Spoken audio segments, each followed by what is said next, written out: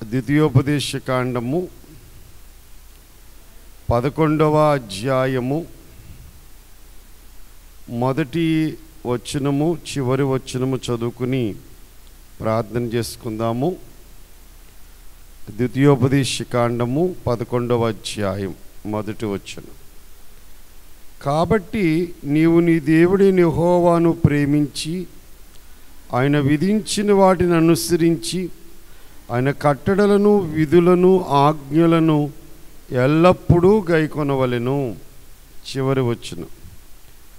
అప్పుడు నేడు నేను మీకు నియమించుచున్న కట్టడలన్నిటినీ విధులన్నిటినీ మీరు అనుసరించి గైకొనవలెను. ప్రార్థన చేసుకుందాం.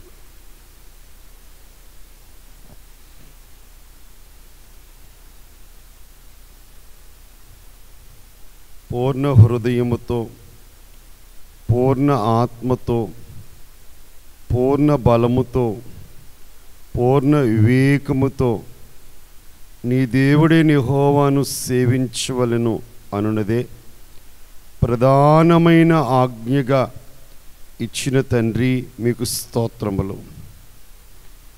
నీ లేఖనములోంచి మాతో మాట్లాడుతూ నీ నామమునకు భయపడవలనని, నిన్ను ప్రేమించవలనని, నీ మార్గములో నడవవలనని, నీ మార్గమును సన్మానించవలనని, అప్పుడు మాకు మేలు కలుగుతుందని మీరు మాకు ఒక తండ్రి స్థానములో నిలిచి మమ్మలను హెచ్చరిస్తున్నావు తండ్రి, నీకు స్తోత్రములు. నీ ఆజ్ఞలను నీ కట్టడలను అనుసరించినప్పుడు వచ్చే ఆశీర్వాదములు దీవెనల గురించి మాతో మాట్లాడుతున్నావు తండ్రి, నీకు స్తోత్రములు. నీ ఆజ్ఞలను అనుసరించకుండా నీ కట్టడలకు లోబడకుండా ఇష్టానుసారంగా జరిగించేవారు జీవించేవారు మేలు పొందలేరని, అయా ఆశీర్వాదములకు బదులుగా శాపము వారి జీవితాల్లో అనుభవిస్తారని ఆనాడు ఇశ్రాయేలుకు, ఈనాడు ఆత్మీయముగా నీ బిడ్డలమైన మాకును హెచ్చరిస్తున్నావు తండ్రి, నీకు స్తోత్రములు. ఈరోజు ద్వితీయోపదేశకాండము 11వ అధ్యాయము మా కొరకు రాయించావు, నీకు స్తోత్రములు. ఈ అధ్యాయములో నుండి మీరు మాతో మాట్లాడమని, మమ్మలను పెండ్లి కుమార్తెలుగా మహిమ రాకడకు ఆయత్తపరచుమని, దుష్టుణ్ణి వాడి క్రియలను లయపరచుమని, క్రీస్తు యేసు అతి శ్రేష్టమైన నామమున అతి వినయముగా బ్రతిమలాడి వేడుకొనుచు ఉన్నాను తండ్రి, ఆమేన్.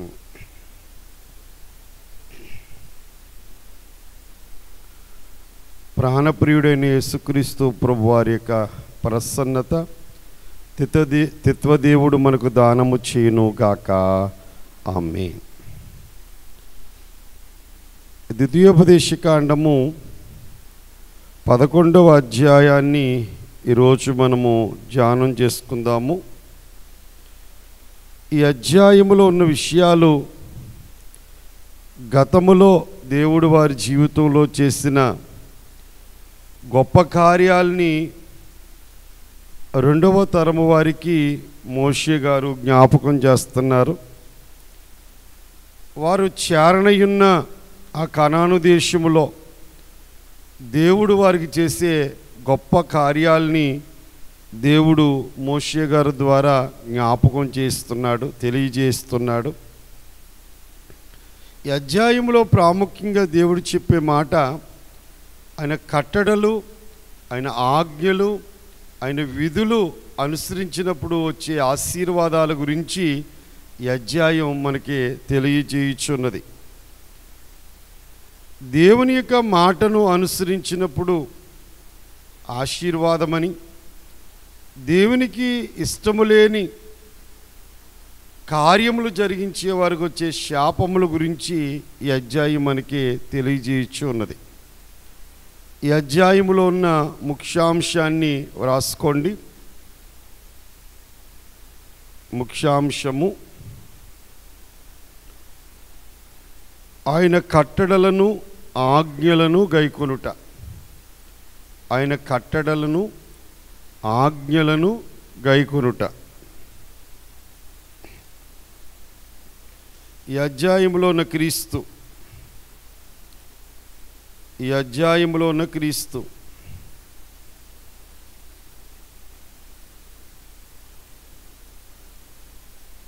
శాపమును ఆశీర్వాదముగా మార్చిన క్రీస్తు, శాపమును ఆశీర్వాదంగా మార్చు క్రీస్తు.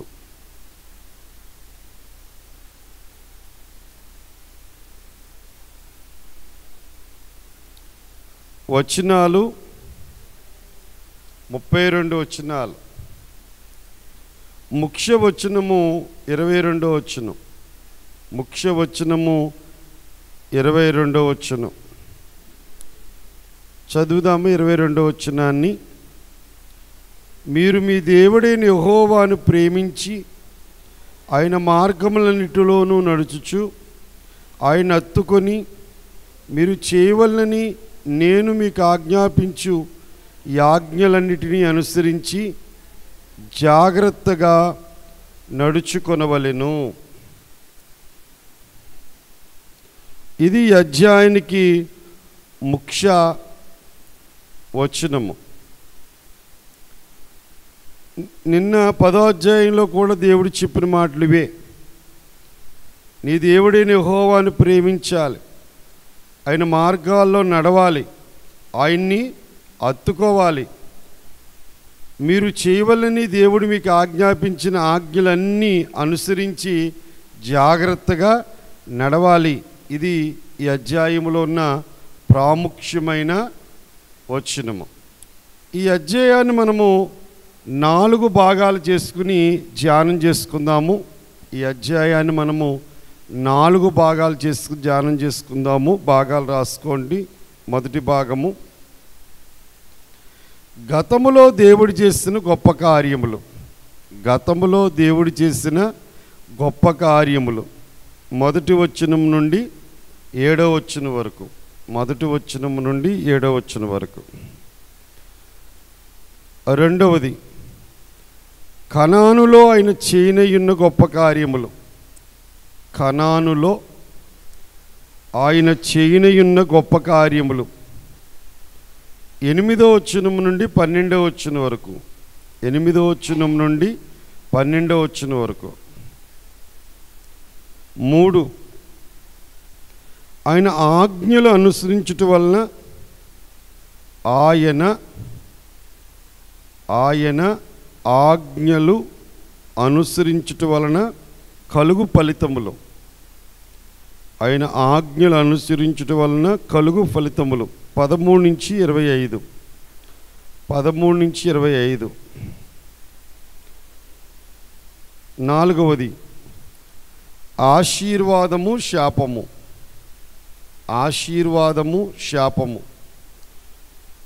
26 నుంచి 32 వరకు. 26 నుంచి 32 వరకు. ముందు భాగాన్ని ధ్యానం చేసుకుందాం. గతములో దేవుడు చేస్తున్న గొప్ప కార్యాలు. అందరము కలిసి మొదటి 7 వచనాలు చదువుకుందాం. కాబట్టి నీవు నీ దేవుడైన యెహోవాను ప్రేమించి ఆయన విధించిన వాటిని అనుసరించి ఆయన కట్టడలను విధులను ఆజ్ఞలను ఎల్లప్పుడూ గైకొనవలెను. నీ దేవుడైన యెహోవా చేసిన శిక్షను, ఆయన మహిమను, ఆయన బాహుబలమును, ఆయన చాపిన చేతిని ఐగుప్తురాజైన ఫరోకును అతని సమస్త దేశమునకును ఆయన చేసిన సూచక్రియలను కార్యములను, ఆయన ఐగుప్తు దండుకును దాని గుర్రములకును రథములకు చేసిన దానిని, వారు మిమ్మును తరుముచుండగా ఆయన ఎర్ర సముద్ర జలమును వారి మీద ప్రవహింపజేసిన దానిని, యెహోవా నేటి వరకు వారిని నశింపజేసిన రీతిని, మీరు ఈ స్థలమునకు వచ్చే వరకు ఎడారిలో మీ కొరకు చేసిన దానిని, రూబేనీయుడైన ఎలియాబు కుమారుడైన దాతాము అబీరాములకు చేసిన పనిని, భూమి నోరు తెరచి వారిని, వారి ఎండ్లను, గుడారములను, వారి యొద్ద ఉన్న సమస్త జీవరాశులను ఇశ్రాయేలందరి మధ్యను మింగివేసిన రీతిని చూడకయు ఎరగకయున్న మీ కుమారులతో నేను మాట్లాడుట లేదని నేడు తెలుసుకొనుడి. యెహోవా చేసిన ఆ గొప్ప కార్యములన్నీ మీ కనులే చూచినవి కదా. దేవుడు ఐగుప్తు దేశంలో చేసిన కార్యాలని జ్ఞాపకం చేస్తున్నాడు. ఇక్కడ దేవుడు ఒక మాట కాబట్టి అన్నాడు. ఈ అధ్యాయములో కాబట్టి అనే మాట 4 పర్యాయాలు రాయబడినట్లుగా మనం చూస్తాం. మొదటి వచనంలో ఉన్నది, తర్వాత 13వ వచనంలో ఉన్నది, తర్వాత మరలా 18వ వచనంలో ఉన్నది, 29వ వచనంలో ఉన్నది. కాబట్టి అంటే 4 పర్యాయాలు దేవుడు ఈ మాట ఎందుకు వాడాడు అంటే, చెప్పవలసిన విషయాలన్నీ చెప్పిన తర్వాత కాబట్టి, అంటే దేవుడు పరమదేవుడు, మహాదేవుడు, కనికరంగల దేవుడు, అత్తుకుని ఆయన్ని సేవించండి, ఆయన కీర్తనీయుడు అని 10వ అధ్యాయంలో చెప్పిన దేవుడు 11వ అధ్యాయం స్టార్టింగ్లో కాబట్టి అన్నాడు. మరలా 1 నుంచి 12 వచనాల వరకు చెప్పిన దేవుడు మరలా 13వ వచనంలో కాబట్టి అన్నాడు. మళ్ళీ అక్కడి నుంచి 17వ వచనం వరకు చెప్పిన విషయాలను బట్టి కాబట్టి అన్నాడు. మరలా అక్కడి నుంచి 19 నుంచి 25 వచనాల వరకు చెప్పిన దేవుడు కాబట్టి అన్నాడు. అంటే ఇన్ని చేశాడు కాబట్టి మీరు ఖచ్చితంగా ఏం చేయాలా? ఇన్ని కాబట్టి నీవు నీ దేవుడైన యెహోవాను ప్రేమించి, ఆయన ఇంత గొప్పవాడు కాబట్టి, ఇంత మంచివాడు కాబట్టి, ఎంత కీర్తనీయుడు కాబట్టి నువ్వేం చేయాలి? నీ దేవుడైన యెహోవాను ప్రేమించి ఆయన విధించిన వాటిని అనుసరించి ఆయన కట్టడలను, విధులను, ఆజ్ఞలను ఎల్లప్పుడూ ఇంచుమించి ద్వితీయోపదేశ కాండమంతా వరుసగా మనం చదువుతున్నప్పుడు ప్రతి అధ్యాయంలో ప్రతి చోట మనకు కనబడేది ఏంటంటే ప్రేమించమంటున్నాడు, ఆయన ఆజ్ఞలను గైకొనమంటున్నాడు, ఆయన చెప్పినట్లుగా నడవమంటున్నాడు. అప్పుడు మనము ఆశీర్వాదం అందుకుంటాం. ఆయన చేసిన గొప్ప కార్యాలను గూర్చి దేవుడు చెప్పి ఈ విషయాలను జాగ్రత్త అంటున్నాడు. అంటే కాబట్టి అన్నాడు. మరలా గతంలో జరిగిన విషయాలు ఏమేమి దేవుడు చేశాడో, ఐగుప్తులో ఏం చేశాడో, అరణ్యంలో ఏం చేశాడో, ప్రయాణంలో ఏం చేశాడో ఇవన్నీ చెప్తూ మళ్ళీ 13వ వచనములో కాబట్టి మీ పూర్ణ హృదయముతో, నీ పూర్ణ ఆత్మతో మీ దేవుడైన యెహోవాను ప్రేమించి ఆయన సేవించవలనని నేడు నేను మీకు ఇచ్చు ఆజ్ఞలు మీరు జాగ్రత్తగా విని ఎడలా. మళ్ళీ ఆ దేశంలోకి వెళ్ళిన తర్వాత ఆ దేశం యొక్క సమృద్ధి మీరు అనుభవిస్తున్నప్పుడు ఇవన్నీ దేవుడు మీకు ఇచ్చిన మంచి దేశం అని చెప్పి మళ్ళీ 18వ వచనంలో ఏమన్నారు? కాబట్టి మీరు ఈ నా మాటలు మీ హృదయములోను మీ మనస్సులో ఉంచుకొని వాటిని మీ చేతుల మీద చూచునుగా కట్టుకొనవలెను, అవి మీ కనుల నడుమ బాసికముగా ఉండవలెను. దేవుడు ఆ యొక్క దేశంలో జయం పొందిన తర్వాత ఆ సరిహద్దులు, ఆ ఆశీర్వాదాలు దేవుళ్ళు ఇచ్చిన తర్వాత మరలా 29వ వచనంలో అంటాడు, కాబట్టి నీవు స్వాధీనపరుచుకొనబో దేశమున నీ దేవుడైన యెహోవా నిన్ను చేర్చిన తర్వాత గెరజీమను కొండ మీద దీవెన వచనము, ఎబాలు కొండ మీద ఆ శాప వచనమును ప్రకటించవలెను. అంటే దేవుడు ఇన్ని కార్యాలు మీ జీవితంలో చేశాడు, ఇన్ని కార్యాలు చేయబోతున్నాడు. ఇన్ని చేస్తున్న దేవుణ్ణి బట్టి మీరు హృదయపూర్వకంగా దేవుణ్ణి ప్రేమించాలి. ఒక మాట, ఒక మనిషి మన ఎడల ఇన్ని మేలు చేసినప్పుడు ఆయన ఎడల మనం ఎలా ఉండాలి? కృతజ్ఞత కలిగి ఉండాలి. ఎలా ఒక విద్యార్థి గొప్ప చదువుకున్నాడంటే ఒకళ్ళు కారకులై ఉంటారు. వాళ్ళ తల్లో, వాళ్ళ తండ్రో, వారి కుటుంబ సభ్యులు ఎవరో వారు కష్టపడి చదివించారు. అది జ్ఞాపకం చేసుకోవాలి. ఒకళ్ళు ఒక ఆర్థిక ఇబ్బందుల నుండి బయటికి విడిపించబడి ఒక ఉన్నతమైన స్థితికి వచ్చారంటే కష్టకాలంలో సహాయం చేసిన వాళ్ళు ఉంటారు. ఎవ్వరూ నీకు సహాయం చేయని రోజున నీ తరపున ఒకరు నిలబడి నేనున్నానని సహాయం చేసే వాళ్ళు ఉంటారు, ప్రార్థన చేసిన వాళ్ళు ఉంటారు, ధైర్యపరిచిన వాళ్ళు ఉంటారు. వారిని మనం జ్ఞాపకం చేసుకోవాలి, కృతజ్ఞత కలిగి ఉండాలి. ముఖ్యముగా దేవుడే కారకుడు. రెండవది, దేవుడు ఏదో ఒక మనిషి ద్వారా తన సహాయం అందిస్తాడు. దేవుని ఎడలను దేవుడు ద్వారా ఎవరి ద్వారా సహాయం అందో ఆ మనిషి ఎడలను మనం ఏం కలిగి ఉండాలి? కృతజ్ఞత కలిగి ఉండాలి. అందుకే దేవుడు కాబట్టి నీ దేవుడిని ప్రేమించు, సేవించు, ఆయన ఆజ్ఞలు కట్టడలు అనుసరించు. ఇదే తరచుగా ఈ అధ్యాయంలో దేవుడు మనకి జ్ఞాపకం చేస్తూ ఉన్నారు. 2వ వచనం చూడండి.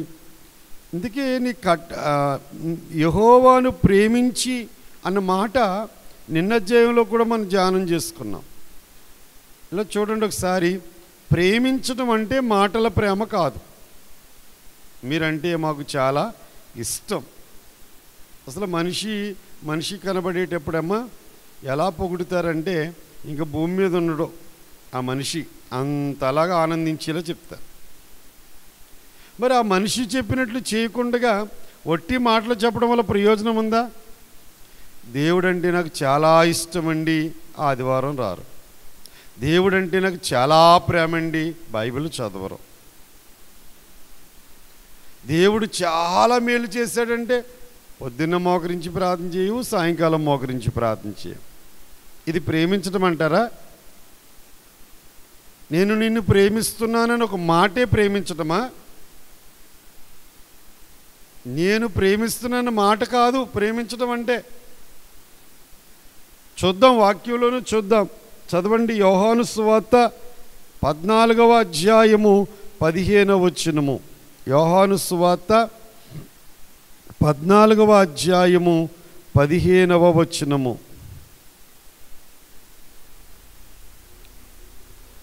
మీరు నన్ను ప్రేమించిన ఎడల నా ఆజ్ఞలను గైకొందురు. నిజంగా ప్రేమించిన వాళ్ళు ఏం చేస్తారు? ఆయన ఏ ఆజ్ఞలైతే ఇచ్చాడో ఆ ఆజ్ఞలన్నిటినీ అనుసరిస్తారు. 15వ వచనం. తర్వాత 20వ వచనం, 21వ వచనం చూడండి. 21వ వచనం. నా ఆజ్ఞలను అంగీకరించి వాటిని గైకొనువాడే నన్ను ప్రేమించేవాడు. నన్ను ప్రేమించేవాడు నా తండ్రి వలన ప్రేమించబడును. నేను వాణ్ణి ప్రేమించి వానికి నన్ను కనపరుచుకొందునని చెప్పాను. అంటే దేవుడు యేసుక్రీస్తు ప్రభువారు చెప్పే మాట, నా ఆజ్ఞలను అంగీకరించి అండి గైకొనువాడు. అంటే దేవుని మాట విశ్వాసం ఉంచాడు, నమ్మకం ఉంచాడు. రెండోది ఏం చేస్తున్నాడు? గైకొంటున్నాడు. ఎవరు చెప్పినట్టు నడుస్తున్నాడు? గైకొనుట అంటే నడుచుట. అంటే దేవుడు చెప్పాడు 6 రోజులు పని చేసుకోమన్నాడు, ఏడో రోజు విశ్రాంతి తీసుకోమన్నాడు. ఇప్పుడు మనం 6 రోజులు సోమవారం నుంచి శనివారం దాకా మనం పనులు చేసుకుంటాం. ఆదివారం నాడు ఆరాధన చేస్తాం. ఈ మాట ఈ ఆదివారం పనిలోకి వెళ్ళడం మానేయడం, పట్టుబడులు ఉన్నా సరే వదిలేసుకుంటాం, ఫంక్షన్లు ఉన్నా మానేయడం, ఇవన్నీ ఎవరిని ప్రేమించినట్లు? దేవుణ్ణి ప్రేమించి దేవుడి ఆజ్ఞని ఏం చేస్తున్నారు? మీరు గైకొంటున్నారు. వృద్ధాప్యమునికి వచ్చిన తల్లిదండ్రుల్ని ఎంత కష్టమైన వారిని చూస్తున్నారు. అది ఆజ్ఞ, దేవుడిచ్చిన ఆజ్ఞ. ఆ ఆజ్ఞని బట్టి తల్లిదండ్రులు చూస్తున్నారు కనుక అది ఏంటి? ఆయన్ని ప్రేమించినట్లు. అయినందుకని నన్ను ఆజ్ఞలు అంగీకరించి వాటి గైకొనివాడే నన్ను ప్రేమించేవాడు. నన్ను ప్రేమించేవాడు నా తండ్రి వల్ల ప్రేమించబడును. ఇప్పుడు ఆజ్ఞని గైకొంటే ఎవరిని ప్రేమించినట్లు? యేసయ్యని ప్రేమించినట్లు. యేసయ్యని ప్రేమిస్తే యెహోవా దేవుడు ఏం చేస్తారు? నా తండ్రి వల్ల ప్రేమించబడతాడు. అవును, నేనును వానిని ప్రేమించి వానికి నన్ను కనపరుచుకొందును. నన్ను నేనే వారికి ఏం చేస్తాను? నేను కనపరుచుకుంటాను. ఇంకో మాట కూడా ఉంది అక్కడే 24వ వచనంలో. నన్ను ప్రేమింపని వాడు నా మాటలు గైకొనడు. మీరు వినుచున్న మాట నా మాట కాదు, నన్ను పంపిన తండ్రిదే. ఇప్పుడు ఆదివారం ఆరాధన మానివేసిన వాడు దేవుని ప్రేమించేవాడు అంటారా? దేవుని మాట వినేవాడు అంటారా? ఈ మాట బాగా గుర్తుపెట్టుకోండి. ఏ పని లేకపోతే ఆదివారపు ఆరాధనకు వచ్చే వాళ్ళు ఉన్నారు. ఏ పని తగిలినా మానేస్తున్నారు. అంటే వారికి పని తగిలితే దేవుడి కంటే పని ఎక్కువ. ఆ పనిని చూసుకున్నారు కానీ దేవుడిని ఆరాధన విడిచిపెడుతున్నారు. అప్పుడు ఏది ముఖ్యం అంటారు? వాళ్ళకి పనే ముఖ్యం. నేను పని గురించి మాట్లాడుతున్నాను. ఆ రోజు ఇంట్లో నీ భర్తకి బాగోక హాస్పిటల్ తీసుకెళ్ళినా, బిడ్డకి బాగోక హాస్పిటల్లో ఉన్నా, దాని గురించి మాట్లాడడం వల్ల అది బాధ్యత. అది బాధ్యత. దేవుని సన్నిధి కంటే ఈ శరీర సంబంధమైన పనులు ముఖ్యంగా పెట్టుకుంటే మనం ఆజ్ఞను తిరస్కరించిన వారం అవుతాం. అందుకే ఆయన అన్నాడు, నన్ను ప్రేమింపని వాడు నా మాట గైకొనడు. ప్రేమిస్తలేదు కాబట్టి మాట ఏం చేస్తలేదు? గైకొనట్లేదు. ఇప్పుడు యేసయ్య మనల్ని ప్రేమించాడండి. యేసయ్య ప్రేమించాడని ఎలా తెలుస్తుంది? ఆయన ప్రేమించాడని చెప్పడానికి ఆయన ప్రాణం పెట్టాడు. మన ప్రేమించిన యేసయ్య ఏం చేశాడు? మన కోసం ప్రాణం పెట్టాడు. పరిమళ వాసనగా ఉండు నిమిత్తము తన్ను తాను మన కొరకు అర్పణముగాను బలిగాను అర్పించుకున్నాడు. ఇది యేసయ్య ప్రేమ, కల్వరి ప్రేమ, నిష్కలంకమైన ప్రేమ. ఇది యేసయ్య ప్రేమ. రెండవదిగా మనం చూస్తే మొదటి వచనములో కాబట్టి ఆజ్ఞలు గైకోవాలి, ప్రేమించాలని చెప్పిన దేవుడు రెండవ వచనం నుండి 7వ వచనం వరకు చేసిన మేలు జ్ఞాపకం చేస్తున్నాడు. నీ దేవుడైన యెహోవా చేసిన శిక్షను, ఆయన మహిమను, ఆయన బాహుబలమును, ఆయన చాపిన చేతిని ఐగుప్తులో ఐగుప్తి రాజైన ఫరోకును అతని సమస్త దేశమునకును ఆయన చేసిన సూచక్రియలను కార్యములను. ఇలా చూడండి, ఐగుప్తి దేశంలో ఐగుప్తి రాజుకి ఐగుప్తి దేశమంతటికి దేవుడు చేసిన కార్యాలేంటి? ఎన్ని కార్యాలు చేశాడు అక్కడ? తన మహిమను చూపించాడు, చాచిన చేతిని చూపించాడు. ఐగుప్తి దేశం యొక్క దేవతలన్నిటికీ దేవుడు తీర్పు తీర్చాడు. అలా కళ్ళ ముందు ఎలాంటి అద్భుతాలు చేశాడండి? ఐగుప్తీలలోనేమో చీకటి ఉంది, తన ప్రజలైన ఇశ్రాయేలులోనేమో వెలుగుంది. ఐగుప్తీల పశువులేమో తెగులు చేత చచ్చిపోయినాయి, ఇశ్రాయేలు పశువులేమో చావలేదు. ఈగల గుంపు ఐగుప్తీ ఇళ్ళలోకి వెళ్ళింది కానీ ఇశ్రాయేలు ఇళ్ళలోకి రాలేదు. అంటే ఎంత అద్భుతం అంటారో. చిన్న ఈగ కూడా ఎవరి మాట ఉంది? అంటే చిన్న ఈగ కూడా ఎవరి మాట ఉంటుంది? ఈ ఎద్దు దాటొద్దు, ఆ ఇళ్ళలోకి వెళ్ళండి అంటే ఏ ఇల్లు? ఐగుప్తీల ఇల్లు, ఇశ్రాయేలు ఇల్లు. అక్కడ ఒక మాట ఉంటుంది, యెహోవా దేవుడంట దేవుని ప్రజలైన ఇశ్రాయేలును ప్రత్యేకపరిచాడు. ఆ ఇళ్లల్లో చీకటి, ఇళ్లల్లో వెలుగుంటే ఎంత ప్రత్యేకత అంటారో, ఎంత బాహుబలం చూపించాడు అక్కడ. ఐగుప్తి దేశం యొక్క తొలి సంతానాన్ని చంపినప్పుడు ఇశ్రాయేలులలో ఒక్క ఇంట్లో కూడా శవం లేదు కదా, పశువుల శాలలో ఒక్క పశువు కూడా చచ్చిపోలేదు కదా. అంటే ఐగుప్తి దేశములో ఐగుప్తీయులకును, ఐగుప్తి రాజుకును, ఐగుప్తి దేశములో ఉన్న సమస్త ప్రజలకు కూడా దేవుని మహిమేంటో చూపించాడు. అంతేకాకుండా అక్కడి నుంచి బయలుదేరి వచ్చాక ఎర్ర సముద్రం దగ్గర ఏం చేశాడు? ఎర్ర సముద్రం దగ్గర ఏం చేశాడు? మీ ఎదుట ఎర్ర సముద్రం పాయలు చేసి ఆరణ్యాల మీద మిమ్మల్ని నడిపించాడు. ఎక్కడైనా ఒక్క రాత్రి నేల ఆరిపోద్దా? సముద్రం పాయలు అవ్వడమే అద్భుతం. నీటి గోడలో, ఏ గోడలండి? ఇప్పుడు వరకు కూడా ఏ ఇంజనీరు కూడా ఏం కట్టలేకపోతున్నాడు? నీటి గోడ కట్టేవాడు ఎవడున్నాడు? నీటికి దేవుడు అద్దు ఏర్పాటు చేస్తాడు. రెండు నీటి గోడల మధ్యలో కాలికి మట్టి అంటుకోకుండా, ఇసుక అంటుకోకుండా ఆరణ్యాల మీద దేవుడు నడిపించాడు. వెనకాల వచ్చిన ఐగుప్తీయులు వాళ్ళ కళ్ళ ముందు వీరు గట్టెక్కారు, వారు చెప్పండి సముద్రములో మునిగిపోయారు. గుర్రాలు మునిగిపోయినాయి, రౌతులు మునిగిపోయారు. ఐగుప్తు గుర్రాలు శ్రేష్టమైన గుర్రాలు. అందులో మీరు చదివినప్పుడు 14వ అధ్యాయములు, ఈరోజు చదివిన అధ్యాయంలో శ్రేష్టాధిపతులు ఎక్కారంట. అంటే బహుశా ఐగుప్తు దేశంలో 600 మంది శ్రేష్టాధిపతులు ఎక్కారు. రాజు కూడా ఉన్నాడు, ఫరో కూడా ఉన్నాడు. గుర్రాలు, రథములు గజగజ వణికిపోయి మునిగిపోయారు. ఈ జ్ఞాపకం చేస్తున్నాడు దేవుడు. ఎర్ర సముద్ర జలములు వారి మీద ప్రవహింపజేసిన దానిని. ఇప్పుడు ఎందుకు ప్రేమించాలి నీ దేవుణ్ణి? ఆయన కట్టడలు ఎందుకు అనుసరించాలి? ఐగుప్తులో ఏం చేశాడో జ్ఞాపకం చేసుకోండి. ఎర్ర సముద్రం దగ్గర ఏం చేశాడో జ్ఞాపకం చేసుకోండి. ప్రయాణములో అరణ్యములో చేసేటప్పుడు అమోరీలు వచ్చారు, అమాలేకీయులు వచ్చారు.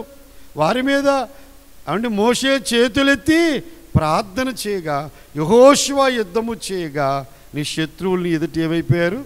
హతమార్చబడ్డారు, చంపబడ్డారు. నశింపజేశాడు ఎడారిలో. అంతేకాకుండా మోషే మీద, అహరోను మీద తిరుగుబాటు చేసిన అబీరాము, దాతాము అలా గుంపుని ఏం చేశాడు? మీ కళ్ళ ముందు భూమి నెర విడిచి వారి ఇళ్లతో సహా వాళ్ళందరినీ మింగేసింది. దేవుడు ఎందుకు చంపాడు వాళ్ళని? దేవుని కట్టడలను, దేవుని ఆజ్ఞలను వారు మీరారు. అంటే యెహోవా పరిశుద్ధ నామాన్ని వారు ఏం చేయలేకపోతున్నారు? సన్మానించలేకపోతున్నారు. ఇవాళ దేవుని కార్యాలని చాలామంది శరీరానుసారంగా మాట్లాడతారు. ఇది దేవుని కార్యం అంటే వాళ్ళు విశ్వసించరు, మనలోనే ఉంటారు వాళ్ళు.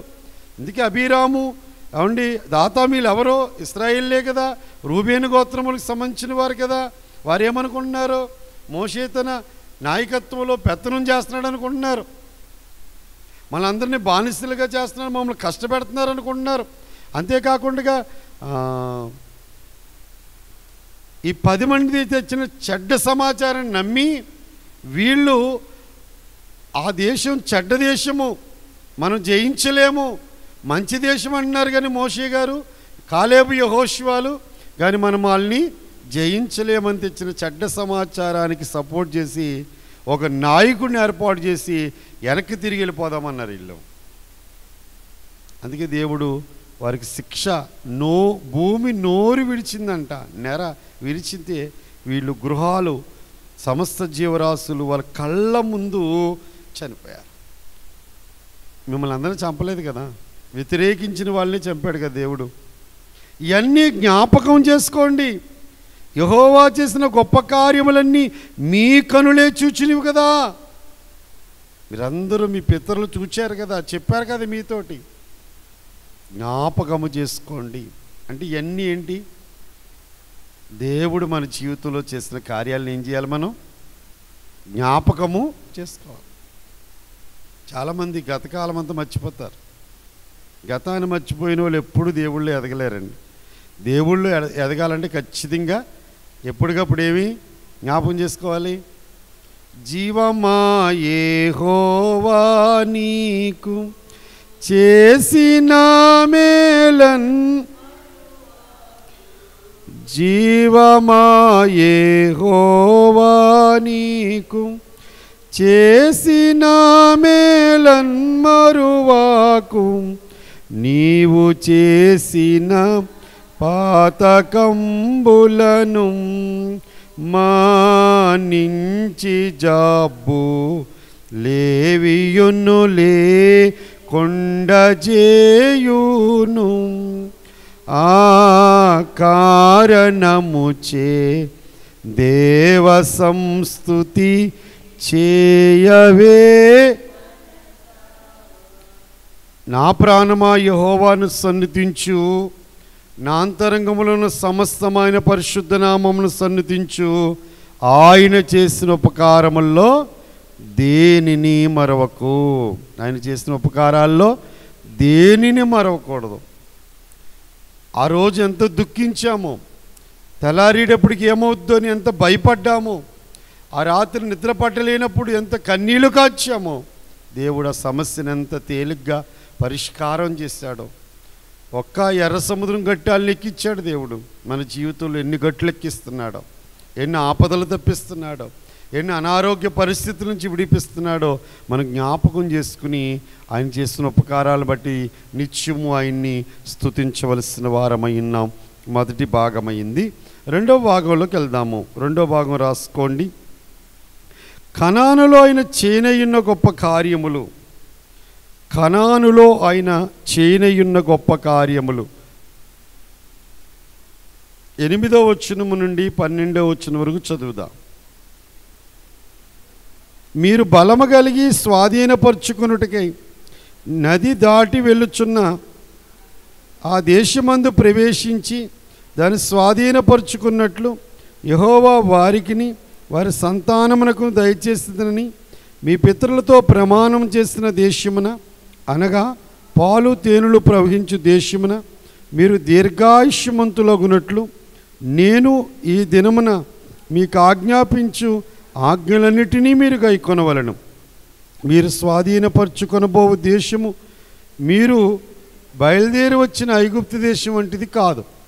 అక్కడ నీవు విత్తనములు విత్తి కూర తోటకు నీరు కట్టినట్లు నీ కాళ్ళతో నీ చాలకు నీళ్లు కట్టిదివి. మీరు నది దాటి స్వాధీనపరుచుకున్నట్టుకు వెలుచున్న దేశము కొండలు లోయలు గల దేశము. అది ఆకాశ వర్ష జలము త్రాగును. అది నీ దేవుడైన యెహోవా లక్ష్యపెట్టు దేశము. నీ దేవుడైన యెహోవా కనులు సంవత్సరాది మొదలుకొని సంవత్సరాంతం వరకు ఎల్లప్పుడూ దాని మీద ఉండును. అంటే దేవుడు అక్కడికి చేరిన తర్వాత ఆ దేశము గురించి, ఆ దేశ పరిస్థితుల గురించి దైవజనుడైన మోషే గారి ద్వారా దేవుడు జ్ఞాపకము చేస్తూ ఉన్నాడు. మనం ఎప్పుడు దీర్ఘాయుష్మంతులం అవుతామంట అమ్మా? దేవుడు మనకిచ్చిన దేశంలో దీర్ఘాయుష్మంతులం అవ్వాలంటే దేవుడిచ్చిన ఆజ్ఞలన్నింటినీ మనం గైకోవాలి. 10 ఆజ్ఞల్లో 4వ ఆజ్ఞ ఏముంది? నీ తల్లిని తండ్రిని సన్మానించు, నువ్వు దీర్ఘాయుష్మంతుడు అవుతావు అన్నాడు. అంటే తల్లిదండ్రులైన వారిని, జన్మనిచ్చిన తల్లిదండ్రులైన వారిని, మనల్ని రక్షణలోకి నడిపించిన తల్లిదండ్రులైన వారిని, మరి పెద్దలైన వారిని, ఉపాధ్యాయులైన వారిని, సేవకులైన వారిని, అధికారులైన వారిని మనం సన్మానిస్తే, గౌరవిస్తే దేవుడు మనకి ఏమిస్తానన్నాడు? దీర్ఘాయువు ఇస్తా అన్నాడు. ఇప్పుడు పాలు తేనెలు ప్రవహించే దేశంలో మీరు చేరిన తర్వాత దేవుడు మీకు ఆజ్ఞాపించిన ఆజ్ఞలు అనుసరించినప్పుడు మీరు ఏమవుతారంట? దీర్ఘాయుష్మంతులవుతారు. మీరు బలము కలిగి స్వాధీనపరుచుకుంటే నది దాటి వెళ్ళుచున్న దేశమందు ప్రవేశించి దాన్ని స్వాధీనపరుచుకున్నట్లు. ఇంతకీ దగ్గరలో ఉంది నది. ఏ నది అంటే యోర్దాను నది. యోర్దాను నది దాటితే ఏ దేశం? పాలు తేనెలు ప్రవహించే దేశం.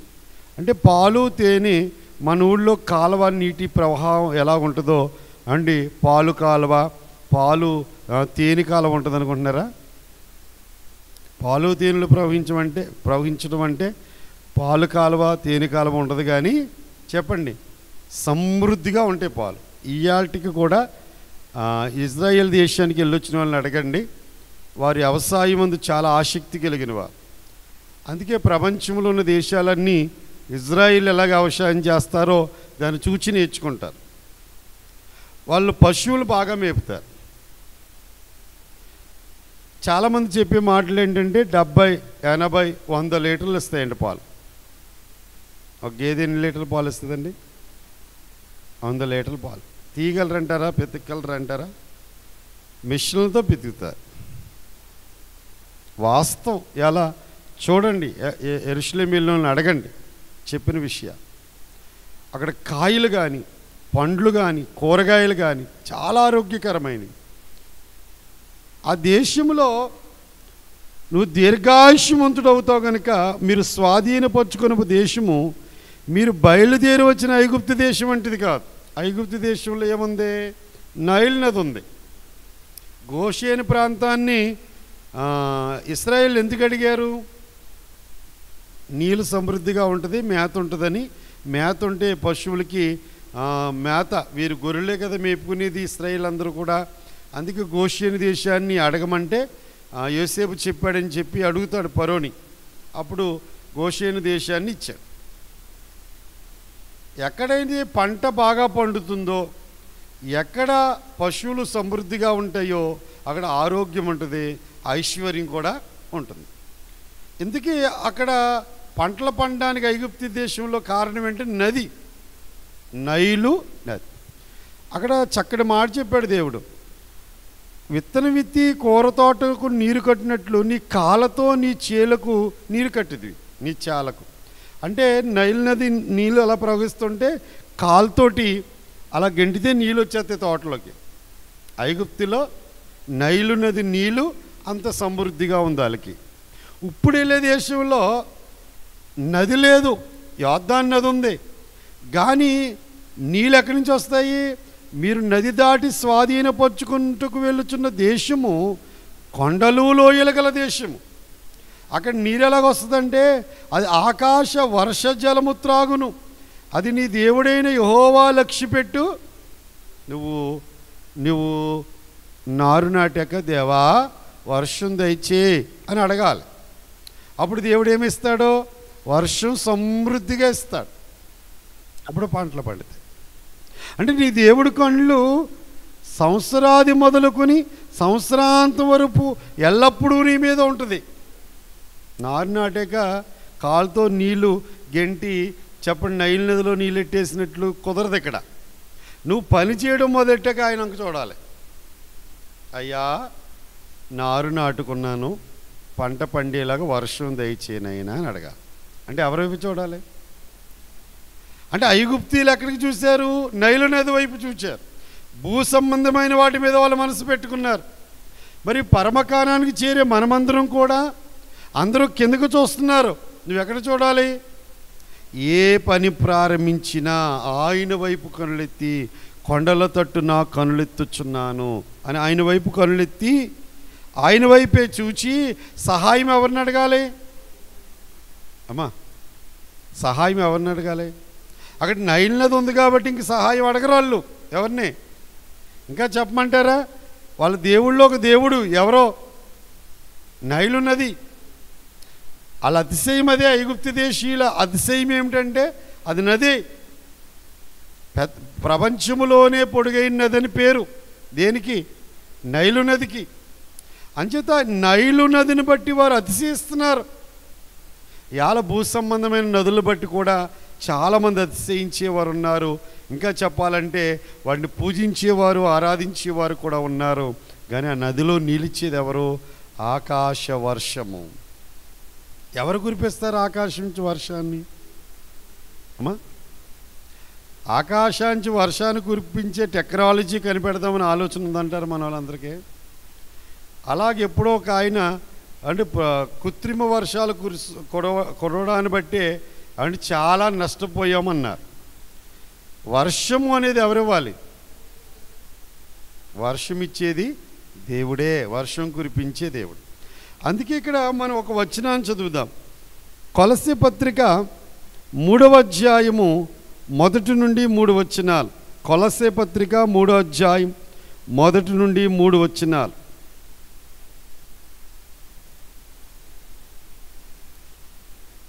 నూట 83వ పేజీ. మీరు క్రీస్తుతో కూడా లేపబడిన వారైతే పైనున్న వాటినే వెతుకుడి, అక్కడ క్రీస్తు దేవుని కుడిపార్శ్వమున కూర్చుని ఉన్నాడు. పైనున్న వాటి మీదనే కానీ భూ సంబంధమైన వాటి మీద మనస్సు పెట్టుకొనకుడి. ఏలయనగా మీరు మృతి పొందితిరి, మీ జీవము క్రీస్తుతో కూడా దేవుని యందు దాచబడి ఉన్నది. మనకు జీవమైన క్రీస్తు ప్రత్యక్షమైనప్పుడు మీరును ఆయనతో కూడా మహిమ యందు ప్రత్యక్షపరచబడుదురు. ఇక్కడ స్పష్టంగా పౌలు మాట మనకి ఏమర్థమవుతుందంటే క్రీస్తుతో లేపబడిన వారైతే ఎక్కడ విషయాలు ఎతకాలి? మనం పైనున్న వాటినే. క్రైస్తవులమైన మనం క్రీస్తు రెండవ రాకడ కొరకు ఎదురు చూచే మనం భూ సంబంధమైన వాటి మీద మనసు పెట్టుకోవాలా? పైనున్న వాటి మీద మనసు పెట్టుకోవాలా? అమ్మ పైనున్న వాటి మీదనే కానీ భూ సంబంధమైన వాటి మీద మనసు పెట్టుకొనుకుడి. కానీ ఇవాళ మన మనసు దేని మీద ఉంది చెప్పండి, యథార్థంగా మాట్లాడండి. భూ సంబంధమైన వాటి మీదే ఉంది. భూ సంబంధమైన వాటి మీద మనసు ఉందంటే ఖచ్చితంగా మనం క్రీస్తుతో కూడా లేపబడలేదు, మనం పునరుద్ధాన బలాన్ని సంపాదించుకోలేదు. క్రీస్తుతో కూడా లేపబడిన వారమైతే భూ సంబంధమైన వాటి మీద మనసు ఉండదు. ఏలయనగా మీరు మృతి పొందితిరి, మీ జీవం క్రీస్తుతో కూడా దేవుని యందు దాచబడి ఉన్నది. మనం ఆయన కృప కోసం కనిపెట్టుకోవాలి. దేవుడి కళ్ళు ఎప్పటి నుంచి ఎప్పుడు దాకా ఉంటే ఏంటండి, సంవత్సరాది మొదలుకొని సంవత్సరాంతం వరకు. అంటే నీకు ఎప్పుడు సంవత్సరం ప్రారంభమవుతుంది? వారి వ్యవసాయం గురించి దేవుడు మాట్లాడుతున్నాడు కనుక వారు పంటలు ప్రారంభించిన దినము మొదలుకొని మరలా పంటలు చేతికొచ్చే వరకు, అంటే సంవత్సరం మొదలుకొని సంవత్సరాంతం వరకు, మనకి జనవరి 1 నుంచి డిసెంబర్ 31 వరకు సంవత్సరం. తెలుగు సంవత్సరం వేరుగా ఉంటుంది. మరలా మనం చదువుతున్న ఇశ్రాయేల్ చరిత్రలో వారి క్యాలెండరీ వేరుగా ఉంటుంది. ఏప్రిల్ నెలలో వాళ్ళకి క్యాలెండరీ స్టార్ట్ అవుద్ది. అందుచేత దేవుని కన్ను సంవత్సరాది మొదలుకొని సంవత్సరాంతం వరకు నీ మీదే ఉంటుంది కన్ను. ఎవరి మీద? నిన్ను తీసుకొచ్చాడు కదా, ఐగుప్తు నుంచి విడిపించాడు కదా, ఎర్ర సముద్రం దాటిచ్చాడు కదా, శత్రువులను హతమార్చాడు కదా, నీ పక్షంగా యుద్ధాలు చేశాడు కదా. అందుకే నువ్వు నన్ను ప్రేమిస్తున్నావు కనుక, నా ఆజ్ఞలు గైకొంటున్నావు కనుక, నన్ను అత్తుకుని ఉన్నావు కాబట్టి, నన్ను సేవిస్తున్నావు కాబట్టి, నా మీదే ఆనుకుని బతుకుతున్నావు కనుక. వాళ్ళేమో నదుల మీద ఆనుకుని బతుకుతున్నారు, వీళ్ళేమో ఎవరి మీద ఆనుకుని బతకాలి? దేవుడి మీద ఆనుకుని బతకాలి. ఇవాళ క్రైస్తవులమైన మనం కూడా ఎవరి మీద ఆనుకుని బతకాలి? ఒకవేళ మీరు ఏటిని ఆధారం చేసుకుని బతికితే, బైబిల్ చెప్తుంది రాజులను నమ్ముకుని బ్రతికితే, మనుషులను నమ్ముకుని బ్రతికితే ఏమవుద్దంట? రాజులను నమ్ముకున్నట్టు కంటే యెహోవాను ఆశ్రయించటం మేలు, మనుషులను నమ్ముకున్నట్టు కంటే యెహోవాను ఆశ్రయించటం మేలు. ఎవరిని ఆశ్రయించాలి? ఎవరిని నమ్మాలి? మీరు ఏటిని నమ్ముతున్నారో వాటి వల్లే నష్టం. దేవుని నమ్మినోడు ఎవ్వడూ నష్టపోడు, దేవుని యందు విశ్వాసం ఉంచేవాడు ఎవ్వడో నష్టపోడు. అందుచేత దేవుని మీదే మన దృష్టి నుంచి మనము ఆయన కొరకు జీవించాలి. అది 2వ భాగం. 3వ భాగంలోకి వెళ్దాం, రాసుకోండి. ఆయన ఆజ్ఞలు అనుసరించడం వల్ల కలుగు ఫలితములు. ఆయన ఆజ్ఞలు అనుసరించడం వల్ల వచ్చే ఫలితాలు. 13వ వచనము నుండి 25వ వచనం వరకు, 13వ వచనము నుండి 25వ వచనం వరకు అందరం కలిసి చదువుదాం. చూడండి. కాబట్టి మీ పూర్ణ హృదయముతోనూ మీ పూర్ణాత్మతోనూ మీ దేవుడిని యెహోవాను ప్రేమించి ఆయన సేవించవలనని నేడు నేను మీకు ఇచ్చు ఆజ్ఞలను మీరు జాగ్రత్తగా విని ఎడల మీ దేశమునకు వర్షము అనగా తొలకరి వానను కడవరి వానను దాని కాలమున కురిపించెదను. అందువలన నీవు నీ ధాన్యమును నీ ద్రాక్షారసమును నూనెను కూర్చుకొందువు. మరియు నీవు తిని తృప్తి పొందినట్లు నీ పశువుల కొరకు నీ చాలయందు గడ్డి మొలిపించెదను. మీ హృదయము మాయల్లో చిక్కి త్రోవ విడిచి ఇతర దేవతలను పూజించి వాటికి నమస్కరించకుండా మీరు జాగ్రత్త పడుడి.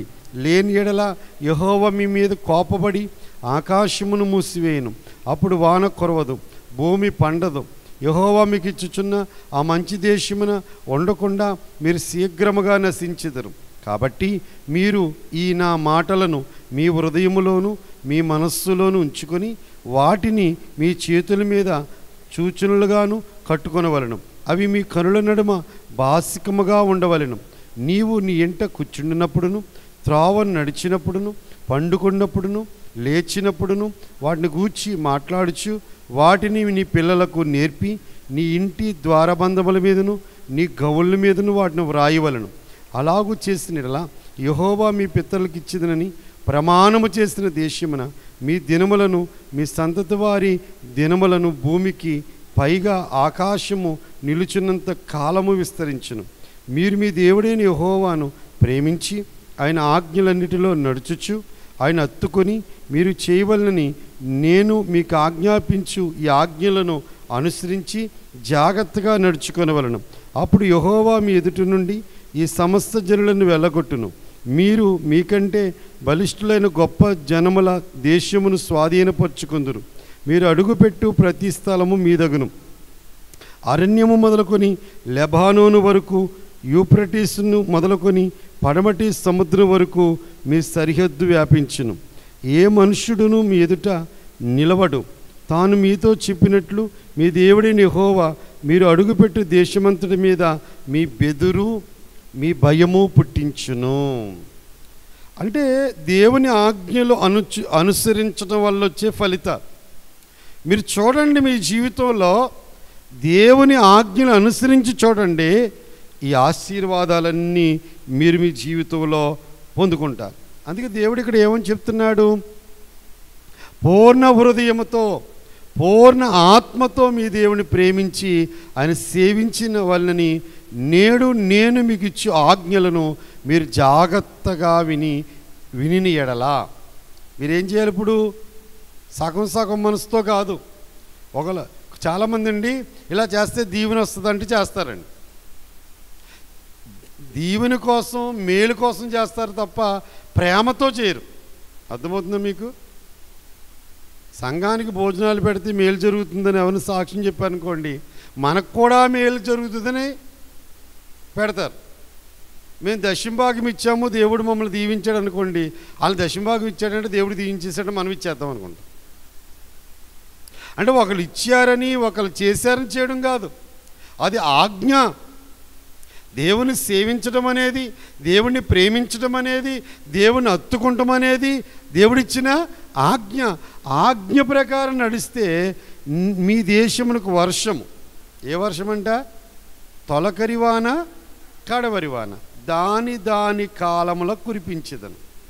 వర్షం ఎప్పుడు కురవాలి? నారు నాటే సమయంలో చెప్పండి. తొలకరి వర్షం అవసరం. అప్పుడు తొలకరి వర్షం కావాలి. పంట పరిపక్వత్వంలోకి రావాలంటే, అంటే పంట పరిపూర్ణ స్థితిలోకి పండాలంటే అప్పుడు ఏ వర్షం అవసరం? కడవరి వర్షం అవసరం. మీరు నా ఆజ్ఞను ప్రేమిస్తున్నారు కాబట్టి, నా ఆజ్ఞలు గైకొంటున్నారు కాబట్టి, వాని కాలములో నీకు ఏమిస్తాను? నేను వర్షం ఇస్తాను. ఏ వర్షం ఇస్తాను? తొలకరి వర్షం కురిసే సమయంలో తొలకరి వర్షం కురిపిస్తాను. కడవరి వర్షం కురవలసిన సమయంలో కడవరి వర్షం కురిపిస్తాను. అప్పుడు కురిసినప్పుడు నీ ధాన్యము, నీ ద్రాక్షారసము, నీ నూనె కూర్చుకుంటావు.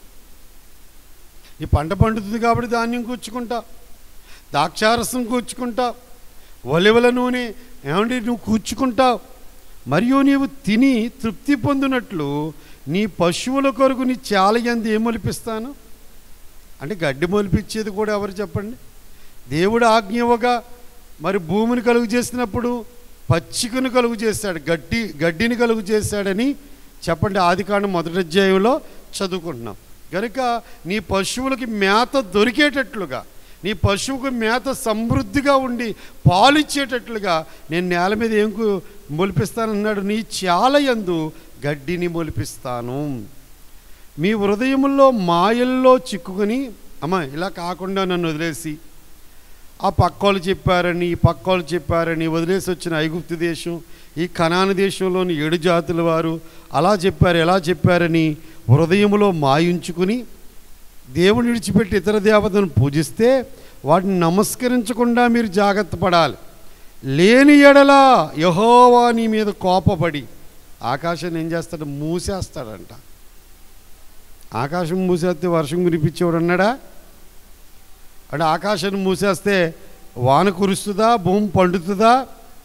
చెప్పండి. త్వరగా నశించిపోతాం. చాలా సంవత్సరాలు అవండి వర్షం కురవలేదు మన ప్రాంతాల్లో. అప్పుడు ఎలాగ ఉంది మన పరిస్థితులు?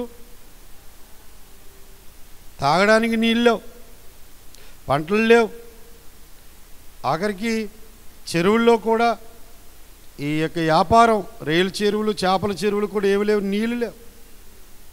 వర్షం ఇచ్చేది ఎవరో? దేవుడు. అందుచేత కాబట్టి మీరు ఈ నా మాటలు మీ హృదయములో మీ మనసులో ఉంచుకొని వాటిని మీ చేతుల మీద చూచులుగా కట్టుకోవాలి. అవి మీ నడుమ కనుల నడుమ బాసికంగా ఉండాలి. ఈ మాటలన్నీ దేవుడి మాటలు. అసలు మనుషులు చాలా నిర్లక్ష్యం చేస్తున్నారు. క్రైస్తవులు కూడా దేవుని మాటలు నిర్లక్ష్యం చేస్తున్నారు. బైబిల్ బాగా చదవండి, బాగా మనసులో వాక్యాన్ని పెట్టుకోండి. హృదయంలో దేవుని మాటలు, మనస్సులో దేవుడి మాటలు పెట్టుకోండి. బాసికం వలె కట్టుకోండి. అంతేకాకుండా దేవుడు ఇదే ద్వితీయోపదేశకాండంలో చెప్పాడు, మరలా చెప్తున్నాడు. ఇంట్లో కూర్చున్నప్పుడు, త్రోవను నడిచేటప్పుడు, పండుకునేటప్పుడు, లేచేటప్పుడు మీ పిల్లలకి చెప్పాలి, నువ్వు దేవుడి మాటల ప్రకారం నడవాలి. నీ స్నేహితుడు చెప్పాడని, బంధువులు చెప్పారని ఇష్టానుసారంగా నువ్వు నడవడానికి వీల్లేదు. దేవుడు మనల్ని ప్రత్యేకంగా ఏర్పాటు చేసుకున్నాడు, మనల్ని ప్రత్యేకంగా విడిపించాడు. మనం ఎవరిని అనుసరించాలి? యెహోవాను అనుసరించాలి. ఆ మాటల్ని పిల్లలకు నేర్పాలంట. ఇంటి ద్వారబంధాల మీద, గౌల మీద రాసుకోవాలంట. అలా చేసిన యెడల యెహోవా మీ పితరులకు ఇచ్చిన ప్రమాణం చేసిన దేశమును, మీ దినములను, మీ సంతతి వారి దినములు భూమికి పైగా ఆకాశం నిలిచి కాలం వరకు విస్తరించును. భూమి ఎంతకాలం ఉంటుందో, ఆకాశం ఎంతకాలం ఉంటుందో అంతకాలం మీరు నిలుచుంటారు. అంటే మీ సంతతి వారు నిలుచుంటారు. ఈ దేశం నిలుచుంటుంది. కొన్ని దేశాలు కాలగర్భంలో కలిసిపోయినాయి, కొన్ని జాతులు కాలగర్భంలో కలిసిపోయినాయి. ఇవాళ ఇజ్రాయెల్ దేశం ఇవాళకి నిలుచుంది. అలాగా మనం నిలుచుండాలంటే, మన తరతరాలు నిలుచుండాలంటే, భూమి ఉన్నంతకాలం నిలుచుండాలంటే, ఆకాశం ఉన్నంతకాలం నిలుచుండాలంటే మీరు మీ పిల్లలకి నేర్పాలి, ఆ పిల్లలు వాళ్ళ పిల్లలకి నేర్పాలి. అలాగే నిత్యము యెహోవాను అనుసరించాలి. మీరు మీ దేవుడైన యెహోవాను ప్రేమించి ఆయన మార్గములన్నిటిలో నడుచుచు ఆయన హత్తుకొని మీరు చేయవలనని నేను మీకు ఆజ్ఞాపించి ఆజ్ఞలని అనుసరించి జాగ్రత్తగా, అప్పుడు యెహోవా మీ ఎదుటి నుండి ఈ సమస్త జనులను వెళ్ళగొట్టును. మీరు మీకంటే బలిష్ఠులైన గొప్ప జనముల ద్వేషం స్వాధీనపరుచుకుందరు. మీరు చాలా తక్కువ సంఖ్య. మీరు వాళ్ళ ఎదుట బలవంతులు కాదు. వారు ఎత్తరులు, వారు ఆజానబాబులు, వారు బలవంతులు, వారి సంఖ్యలో కూడా ఎక్కువే. కానీ మీరు దేవుని ఆజ్ఞను పాటించడం వల్ల సంఖ్యకి తక్కువైనా, బలములో తక్కువైనా, బలవంతులైన వారిని, సంఖ్యలో ఎక్కువైన వారిని మీరు ఏం చేస్తారు? జయించగలుగుతారు. ఆ జాతులు జయించి ఆ దేశాన్ని స్వాధీనం మీరు అడుగుపెట్టు ప్రతి స్థలము మీదగును. మీరు ఎక్కడ అడుగు పెడితే ఆ స్థలం ఏమైపోద్ది? యాకోబుకి ఇచ్చాడు ఈ మాట, నువ్వు అడుగుపెట్టు ప్రతి స్థలం నీకు ఇస్తా. మనం కూడా సేవకి వెళ్ళినప్పుడు అడుగుపెట్టు ప్రతి ఊరు సేవకి ఇవనైనా అడిగితే ఇస్తాడు. అరణ్యం మొదలుకొని లెబానోను వరకు, యూఫ్రటీస్ మొదలుకొని పడమటి సముద్రం వరకు మీ సరిహద్దు. దేవుడు ఆ దేశపు సరిహద్దులు చెప్తున్నాడు. ఆ దేశపు సరిహద్దులు చెప్తున్నాడు. అరణ్యం మొదలుకొని లెబానోను వరకు, యూఫ్రటీస్ నది మొదలుకొని పడమటి సముద్రం వరకు ఈ భూభాగం అంతా, మధ్యలో ఉన్న భూభాగం అంతా మీదే. భారతదేశం ఉందనుకోండి, భారతదేశానికి కూడా ఏమున్నాయి? ఉత్తరాన హిమాలయ పర్వతాలు, దక్షిణాన హిందూ మహాసముద్రము, తూర్పున బంగాళాఖాతము, పడమర అరేబియా. అలా చూస్తున్నారంటే మర్చిపోయారు కదా, చాలా కాలం అయిపోయాయి. ఇది భారతదేశానికి హద్దులు. అలా ప్రతి దేశానికి, ప్రతి ఖండానికి, ప్రతి సముద్రానికి దేవుడు ఏం పెట్టాడు? సరిహద్దులు నియమించాడు. ఇప్పుడు దేవుడు ఎక్కడి నుంచి ఎక్కడ స్వాధీనం చేసుకోండి అంటే, అరణ్యం మొదలుకొని లెబానోను పర్వతం దాకా స్వాధీనం చేసుకోండి. యూఫ్రటీస్ నది దగ్గర నుంచి పడమటి సముద్రం వరకు ఈ మధ్య భూభాగం అంతా నేను మీకు ఇస్తున్నాను. ఈ మధ్యలోని భూభాగం అంతా యుద్ధాలు చేసి మీరు ఎంత ఓపిక ఉందో, ఎంత నడుస్తారో, ఎన్ని అడుగులు నరుక్కుంటారో, మీరు అడుగుపెట్టిన స్థలమంతా నేను మీకు ఇచ్చేస్తాను. ఏ మనుషుడు మీ ఎదుట నిలవడు, తాను మీతో చెప్పినట్లు మీ దేవుడైన యెహోవా మీరు అడుగుపెట్టి దేశమంతా మీద మీ బెదురు, మీ భయము పుట్టును. మరి శరీర సంబంధముగా హద్దులు చెప్పాడు. ఇవాళ సేవకే దేవుడు ఎక్కడికి వెళ్ళమన్నాడు? సర్వలోకానికి వెళ్ళండి, సర్వ సృష్టికి సువార్త చెప్పండి అన్నాడు. ఇక్కడ హద్దులు ఏమున్నాయి మనకి? భూలోకం అంతటిని దానపట్టాగా ఇచ్చేసాడు మనకి. సేవ చేసి వెళ్ళే వాళ్ళకి, సేవకులకి ఒక ఇండియా దేశమే, లేకపోతే ఒక పట్టణమే, ఒక గ్రామమే అని పెట్టలే, ఒక ఇల్లు అని చెప్పలేదు. ఆయన దేవుని ఆత్మ నడిపింపుని బట్టి నువ్వు ఎన్ని స్థలాల్లో అడుగు పెడతావో, ఎన్ని ప్రాంతాలు తిరుగుతావో, నువ్వు సేవ చేయగలిగినంత చేస్తే దేవుడు అంత భూమిని దేవుడు నీకు ఇస్తాడు. ఎలమని చెప్పింది ఆయనే కదా, సర్వలోకానికి వెళ్ళండి, సర్వ సృష్టికి సువార్త ప్రకటించండి, భూ దిగంతముల వరకు వెళ్ళండి, భూమి యొక్క అంతం వరకు వెళ్ళి ప్రకటించండి అన్నాడు. కనుక మనం చెప్పండి, ఏం చేయాలి? సర్వలోకానికి వెళ్ళి సువార్త. మేము ప్రార్థనకు రమ్మంటే వస్తామండి, అంతవరకే, సువార్త మాత్రం మీరే చేసుకోండి అన్నాడు. చూస్తున్నారు నమ్మక మీరు. సువార్త చెప్పకపోతే మనం ఆత్మ పరిపక్వం అవ్వలేమండి, అది గుర్తుపెట్టుకోవాలి. ఎంత గొప్ప భక్తుడైనా ఏం చేయాలి? పరులకు సేవ చేయాలి, సువార్త చెప్పాలి. బంధువుల మధ్యలో, రక్త సంబంధుల మధ్యలో, స్నేహితుల మధ్యలో, ఇరుగు పొరుగు వారి మధ్యలో సాక్షులుగా ఉండాలి. నిన్ను చూచి నీ దేవుని ప్రేమించేలా ఉండాలి వాళ్ళు. నీ చేసే కార్యాలు కానీ, నువ్వు చేసే భక్తిని కానీ నిన్ను చూచి దేవుని యందు ప్రేమ పుట్టాలి, అలా జీవించాలి. ఇక చివరి భాగం మనం రాసుకుందాం, 4వ భాగం చదవండి. ఆశీర్వాదము శాపము. ఆశీర్వాదము శాపము 26 నుంచి 32 వరకు. చూడుము, నేడు నేను మీ ఎదుట దీవెనలను శాపములు పెట్టుచున్నాను. నేడు నేను మీకు ఆజ్ఞాపించు మీ దేవుడిని యెహోవా ఆజ్ఞలను మీరు విని ఎడల దీవెనయు, మీరు మీ దేవుడిని యెహోవా ఆజ్ఞలు వినక నేడు నేను మీకు ఆజ్ఞాపించు మార్గమును విడిచి మీరెరగని ఇతర దేవతలను అనుసరించిన ఎడల శాపమును మీకు కలుగును. కాబట్టి నీవు స్వాధీనపరుచుకొనబోవు దేశమున నీ దేవుడైన యెహోవా నిన్ను చేర్చిన తర్వాత గెరజీమను కొండ మీద ఆ దీవెన వచనమును, ఎబాలు కొండ మీద ఆ శాపవచనమును ప్రకటింపవలను. అవి యొర్దాను అవతల సూర్యుడు అస్తమించు మార్గమున వెనుక మోరేలోని సింధూర వృక్షమునకు దాపున గిల్గాలకు ఎదురుగా ఉన్న అరాబాలో నివసించు కనానీల దేశమందున్నవి కదా. మీరు చేరి మీ దేవుడైన యెహోవా మీకు ఇచ్చుచున్న దేశమును స్వాధీనపరుచుకున్నట్టుకు ఈ యొర్దానును దాటపోవచ్చున్నారు. మీరు దాన్ని స్వాధీనపరుచుకొని దానిలో నివసించెదరు. అప్పుడు నేడు నేను మీకు నియమించుచున్న కట్టడలన్నిటినీ విధులన్నిటినీ మీరు అనుసరించి గైకొనవలెను. దేవుడు మాట అంటే ఆశీర్వాదం, మాట వినకపోతే శాపం. అంటే మన చేతిలో ఉందంటారా, దేవుడి చేతిలో ఉందంటారా? శాపం తెచ్చుకున్నా, ఆశీర్వాదం తెచ్చుకున్నా మన క్రియలే, మన పనులే. దేవుడి మీద నేరం మోపడానికి లేదు. ఇలాగుంటే ఆశీర్వాదం, ఇలా నడవకపోతే ఈ శాపం వస్తుంది అని చెప్పాడు కదండి. కనుక నీవు దేవుని ఆజ్ఞల ప్రకారంగా, కట్టడల ప్రకారంగా నడుచుకుంటున్న ద్వారా ఏం సంపాదించుకుంటావు? ఆశీర్వాదాలు సంపాదించుకుంటావు. యోహాను సువార్త 15వ అధ్యాయము, యోహాను సువార్త 15వ అధ్యాయము 10వ వచనము నుండి చదువుదాం. నేను నా తండ్రి ఆజ్ఞలు గైకొని ఆయన ప్రేమయందు నిలుచున్న ప్రకారం మీరును నా ఆజ్ఞలు గైకొని ఎడల నా ప్రేమయందు నిలుచుందురు.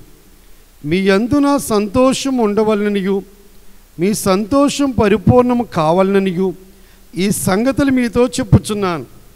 నేను మిమ్మల్ని ప్రేమించిన ప్రకారం మీరు ఒకరినొకరు ప్రేమించవలననిది నా ఆజ్ఞ. తన స్నేహితుల కొరకు తన ప్రాణము పెట్టువాని కంటే ఎక్కువైన ప్రేమ గలవాడెవడునూ లేడు. నేను మీకు ఆజ్ఞాపించి వాటిని చేసినలా మీరు నా స్నేహితులయ్యుందురు. దాసుడు తన యజమానుడు చేయదాన్ని ఎరగడు గనుక ఇక మిమ్మును దాసులని పిలవక స్నేహితులని పిలుచుచున్నాను. ఎందుకనగా నేను నా తండ్రి వలన విన్న సంగతులన్నిటినీ మీకు తెలియజేసి తిని. ఇప్పుడు దేవుడు నన్ను ఎందుకు ప్రేమిస్తున్నాడు? దేవుని ప్రేమ నా ఎందుకు నిలుచుంటుంది? నేను తండ్రి ఆజ్ఞలు గైకొన్నాను. నా తండ్రి నాతో ఏం చెప్పాడో ఆ ఆజ్ఞలన్నీ నేను అనుసరించాను. అందుచేత దేవుని ప్రేమ నా యందు నిలుచుంది. నేను ఇచ్చిన ఆజ్ఞలు మీరు కూడా అనుసరిస్తే దేవుని ప్రేమ మీ యందు కూడా నిలుచుంటుంది. అప్పుడు మీరు సంతోషం పరిపూర్ణమవుతుంది. ఆజ్ఞల్లో గొప్ప ఆజ్ఞ అంట, నేను మిమ్మల్ని ఎలా ప్రేమిస్తున్నానో మీరు కూడా ఒకరినొకరు ఏం చేయాలి? ఒకరినొకరు ప్రేమించుకోవాలి. సంఘములోకి వచ్చే వాళ్ళని ప్రేమించుకోవాలి, కుటుంబంలో ఉన్న వారిని ప్రేమించాలి, ఇరుగు పొరుగు వారిని ఒకరినొకరు ప్రేమించాలన్నదే నా ఆజ్ఞ. యేసయ్య మనకి ఇచ్చిన ఆజ్ఞ ఏంటి చెప్పండమ్మా? ప్రేమించండి. ప్రేమించడంలో క్షమాపణ ఉంటుంది. ప్రేమలో ఏముంటుంది? క్షమాపణ దొరుకుతుంది. ప్రేమ లేని చోట ఏముండదు? క్షమాపణ ఉండదు, కక్ష సాధింపు ఉంటుంది. అవునా? యేసుప్రభు ఎందుకు ప్రేమించగలుగుతున్నాడు? మనం క్షమించాడు కాబట్టే. ఆయన ప్రేమలో క్షమాపణ ఉన్నది. అంచేత